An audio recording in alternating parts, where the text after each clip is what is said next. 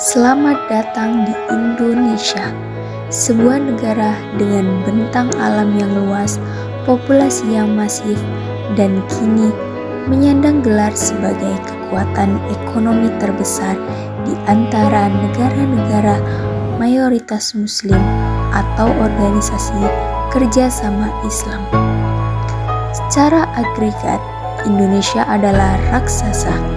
Angka PDB kita terus meroket, menciptakan sebuah narasi tentang kejayaan ekonomi yang tak terbendung.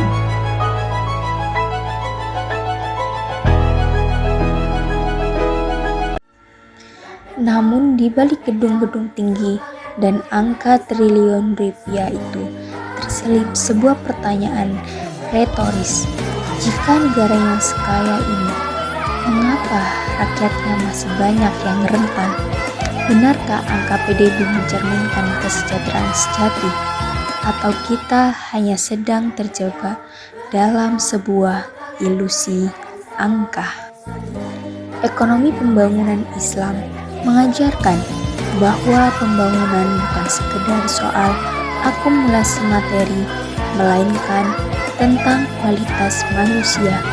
Mari kita lihat 3 pilar utama yang sering terabaikan oleh silau angka PDB. Yang pertama adalah masalah gizi atau stunting. Pertama, tentang hak dasar untuk tumbuh. Bagaimana mungkin di sebuah raksasa ekonomi, 1 dari 4 anak kita masih terancam stunting? Ketahanan pangan bukan hanya soal ketersediaan beras di gudang, tapi soal akses setiap anak terhadap protein dan nutrisi yang layak.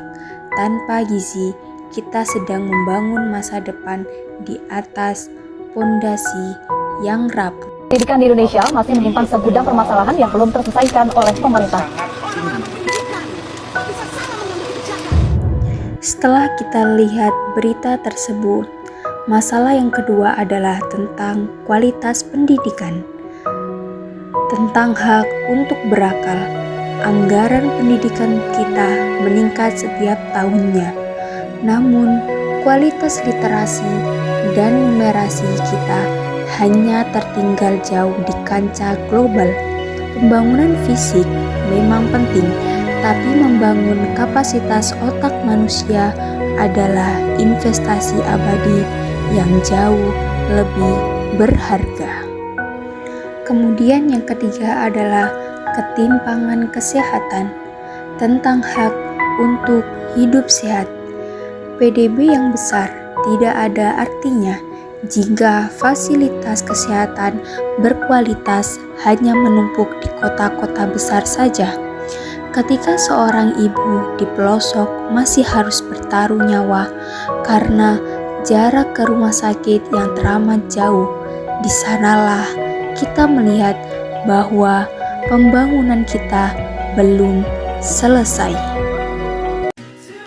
Dalam perspektif ekonomi pembangunan Islam, indikator keberhasilan sebuah bangsa bukan diukur dari seberapa banyak gedung yang dibangun, melainkan seberapa terjaganya maqasid syariah, menjaga jiwa melalui gizi dan kesehatan, serta menjaga akal melalui pendidikan berkualitas.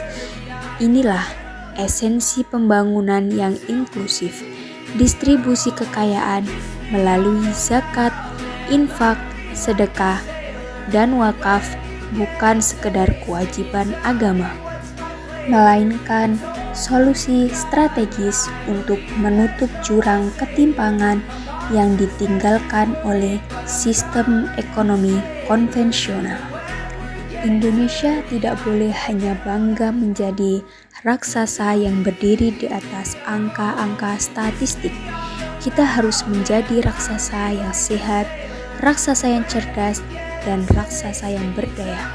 Karena pada akhirnya ukuran kemajuan sebuah bangsa bukan dilihat dari seberapa kaya negaranya, melainkan dari seberapa sejahtera setiap jiwa yang ada di dalamnya.